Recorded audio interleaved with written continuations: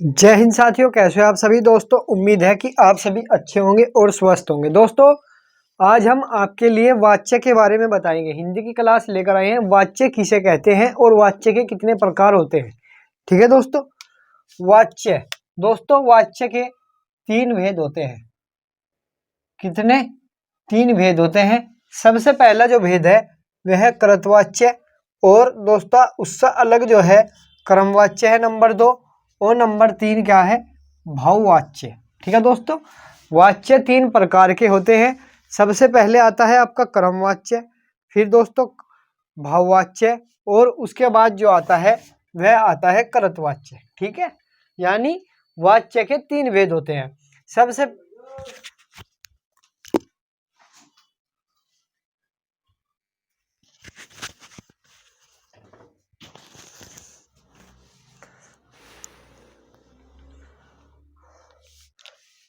ठीक है दोस्तों, तो हम बात करेंगे वाच्य कर्ता कृतवाच्य के बारे में। कृतवाच्य को हम इंग्लिश में क्या कहते हैं?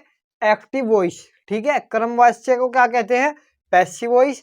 और भाववाच्य को इंग्लिश में कहते हैं इम्पर्सनल वॉइस। ठीक है दोस्तों, यानी सबसे पहले बात करेंगे कृतवाच्य। कर्ता की प्रधानता का बोध होता है तथा सकर्मक और अकर्मक दोनों से बनता है। ठीक है दोस्तों, यानी कर्ता की प्रधानता, जैसे कि राम ने खाना खाया, तो राम क्या हुआ? सारा कार्य राम के द्वारा किया गया, इसलिए राम जो है एक कृतवाच्य हुआ, यानी राम के द्वारा सारा कार्य किया गया, इसलिए राम की प्रधानता का बोध होगा। ठीक है दोस्तों, अब इसमें अकर्मक भी होता है और सकर्मक भी होता है। हमने अकर्मक और सकर्मक की पिछली क्लास में आपको बताया था कंप्लीट। ठीक है दोस्तों, ठीक है। राम ने दूध पिया, क्या पिया? राम ने दूध पिया, तो दोस्तों यह क्या हुआ? यह कृतवाच्य हुआ, क्योंकि इसमें राम के द्वारा सारा कार्य किया जा रहा है। अब यह क्या या किसको लगाकर यदि हम देखें, क्या पिया? दूध पिया। किसने पिया? राम ने पिया। ठीक है, तो यह सकर्मक और अकर्मक दोनों का बोध होगा। ठीक है, सीता गाती है, तो इसमें क्या हुआ? कृतवाच्य सीता। ठीक है, अब अगला क्या होगा? क्रमवाच्य। क्रमवाच्य में क्या होगा? किसी के द्वारा कार्य किया जाता है, जैसे कि दोस्तों इसमें सकर्मक का बोध होता है, और इसमें सकर्मक का बोध होता है, इसमें यह नहीं पता लगता किसके द्वारा होता है। ठीक है, जैसे कि लेख लिखा गया, क्या लिखा गया? लेख लिखा गया, किसके द्वारा लिखा गया? ये हमें नहीं मालूम, इसलिए यह कर्मवाच्य, यानी किसी और के द्वारा जो कार्य किया जाता है उसे हम कर्मवाच्य कहते हैं। ठीक है, जैसे कि पुस्तक पढ़ी गई, तो पुस्तक पढ़ी गई, क्या पढ़ी गई? पुस्तक पढ़ी गई, तो इसलिए यह सकर्मक हुआ। ठीक है, यह आपको दोस्तों इसी तरीके से पहचानना है क्रमवाच्य। अब बात करेंगे भाववाच्य। भाववाच्य में क्या होता है? कोई कार्य किसी के द्वारा किया जाता है और अपने ही कार्य को स्वयं भी किया जाता है। यह भाववाच्य की दोस्तों क्या होती है? क्वालिटी होती है। ठीक है, अब बात करेंगे हम भाववाच्य के बारे में। भाववाच्य किसे कहते हैं? अब इसका सबसे पहला उदाहरण है मुझसे चला नहीं जाता, यानी इसमें क्या हुआ? आपका भाववाच्य मुझसे चला नहीं जाता, यानी वो स्वयं को कह रहा है मुझसे चला नहीं जाता।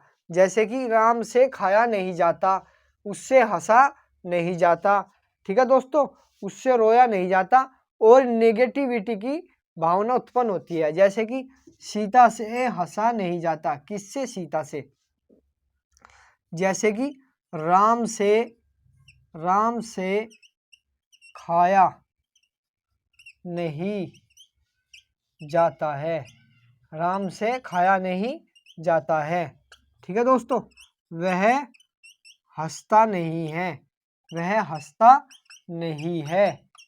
ठीक है, वह घर जा रहा है, वह घर नहीं जा रहा है। ठीक है दोस्तों, और इसमें क्या होता है? इसमें जो है नेगेटिविटी की भावना उत्पन्न होती है। ठीक है, यही बात आपको दोस्तों 1 बाय 1 आपको याद रखनी है, इसलिए भाववाच्य की अलग पहचान होती है। और सबसे पहले मैं आपको बता रहा हूँ कृतवाच्य में क्या होता है। इसमें अकर्मक और सकर्मक दोनों की प्रधानता होती है। और कर्मवाच्य में क्या होता है, सकर्मक का बोध होता है। और भाववाच्य में दोस्तों क्या होता है, इसमें स्वयं के द्वारा या किसी के द्वारा कार्य किया जाता है। ठीक है, अब बात करेंगे दोस्तों हम, अगला टॉपिक आपका आता है, अगला जो टॉपिक है काल। काल यानी समय। अब दोस्तों आप सभी को पता है काल के कितने भेद होते हैं, काल के कितने भेद होते हैं। काल के दोस्तों 3 भेद होते हैं, 3 भेद होते हैं। 3 भेद में क्या होता है, सबसे पहले वर्तमान काल, भूतकाल, भविष्यकाल।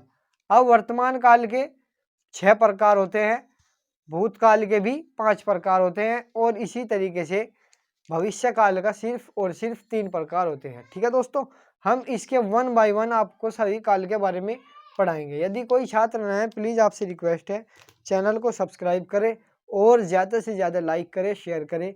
जय हिंद, जय भारत।